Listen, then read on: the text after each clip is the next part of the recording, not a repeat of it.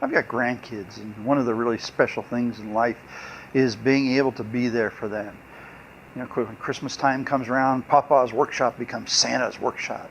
You can't beat things like that. And being able to make gifts for your kids that they can use, or your grandkids that they can use, and then they pass on to their kids. That I'm creating a legacy for my family, a legacy of something that'll go on through the generations.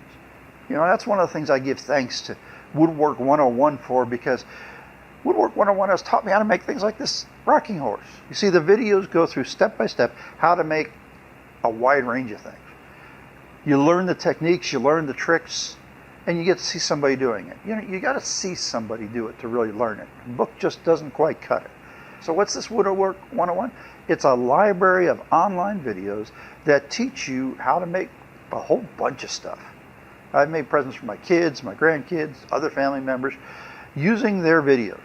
And that's, to me, that's a precious thing. That turns my workshop here into more than just some place for me to play around and make sawdust. It turns into something that's a blessing to my family.